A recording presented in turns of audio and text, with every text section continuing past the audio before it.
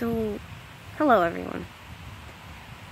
And these last 3 days, they're a preparation for me for tomorrow. Of finding out if I am physically pregnant. And understanding then what path I need to take, because right now I see two distinct paths. They're actually leading to the same thing, and I realize that. Now, my thoughts are jumbling out these past few days, and I really wanted to think about what finally occurred to me this morning and process it and make it a little bit more cohesive. But something keeps telling me to record this. One of the things I have figured out about myself is that I think easier when I can talk. And it's not just me talking to myself, because I do that a lot. That's quite often the only person I have to talk to. And over the past few years, I've learned to find private spaces in which to do that. I accepted that if people saw me, they would just probably think I was crazy. It's okay.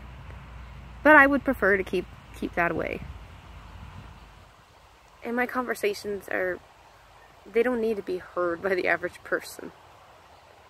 But when I'm putting it here, I know I'm connecting to the hearts of those that need to be connected with.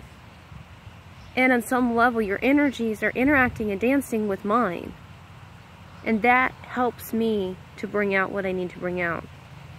I realized early on in this dark night that Facebook was an important medium for me.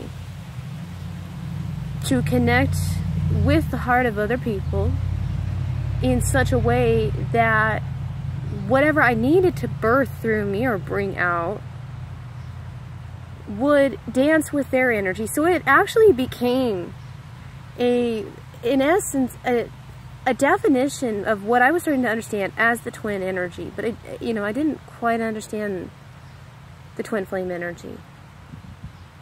And first of all, it's not just a single twin. We can have a twin at any given moment based on whatever aspect it is about ourselves that we need the twin energy to bring out. So sorry to dash your illusions. And that's actually what this video is about. Because it's funny, all day today, one of the things that first started my real awareness of the twin brother energy, in essence, if I consider my energy mostly female, and I started even playing around with the energy of two-spirit, or embodying both masculine and feminine. So at this particular time, 2 years ago, it was me finding my masculine self. And as I've gone on, I realized that my masculine self was embodied in this person halfway across the world.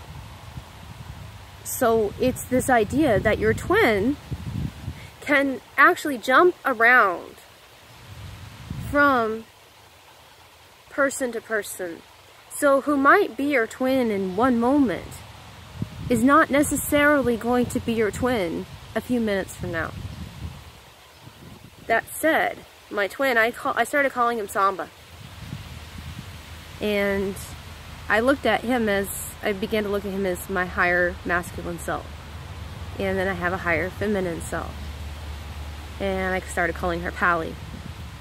My name, I call myself Pally Papillion, and that represents my higher self and my animal self. But we need to get rid of this idea of the higher self. Pally is my spirit self. Papillion is my animal self, or papillon. I have to learn proper French pronunciation, but, I'm American, and we don't have the double L. To us, when we have double L, we just say it as the L sound. So, in my mind, it's Papillion. Tangent. About this time, I started observing an odd phenomenon in my garden back here. And I started noticing all these little black bugs, looked like little crocodiles or whatever, really kind of little creepy looking things, and they had these red dots on them. then for some reason I just kind of didn't, went to go look them up, because I was like, gosh, these are all over the place, and couldn't figure out why. At the same time, I also saw a whole bunch of aphids. And I was learning about permaculture. I have been for a couple of years. And I realized, well, if there was an aphid bloom and they were eating my apricot trees, this is what they were eating, and there was all these little black and red bugs all over my apricot trees. So I did a little bit of research and found out that these were ladybug nymphs. And it's an amazing thing because they look nothing like the ladybug. I mean, this is an amazing transformation. In that same time, I also got to see the transformation, and it's always been a mystery for me, of how does the beautiful yellow dandelion turn into that beautiful white blowflower, that thing, that flower of our childhoods where we're just always blowing it, and these dandelion fluffs. And I mean, there's just a lot of happy memories I have of childhood surrounding both states of that flower.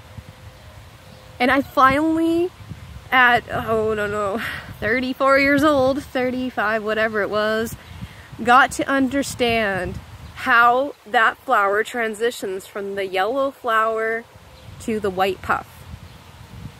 I'll explain that some other time. But so, I got to see two transitions that have always been a mystery for me. Well, I guess, I never really considered much of how the ladybug came to be. Or lady beetle is actually what it is, because it's part of the beetle kingdom. Or, is that a kingdom? I don't know. Anyway, and the dandelion. So I got to see these two transitions side by side. And just get to see this unfolding mystery explaining itself. And that was a really amazing experience. Well, today, for some reason, I'm out here in my garden and ladybug nymphs are raining themselves on me. It's like all over. I keep finding them crawling on me, and I don't like things crawling on me. I mean, I have a lot of bug totems, and that has been really hard for me to come to terms with, because I don't like bugs. I don't like dirt. Here I am, called to be a shaman, and for the most part, I am very much a city girl and not a naturalistic girl. And yet, this is what life keeps calling me to. And to be honest, that was what attracted me to this person halfway across the world that embodied my twin. And so with all this, I cannot stop thinking about him, and I've been trying to figure out why. And I realized I needed to talk through this here with you guys, pull on some of this collective energy, because I'm really at my wit's end and can't figure this out. So I'm gonna end this one now, gather some thoughts, and come back in a few minutes and talk to you more about this. Bye. Love you.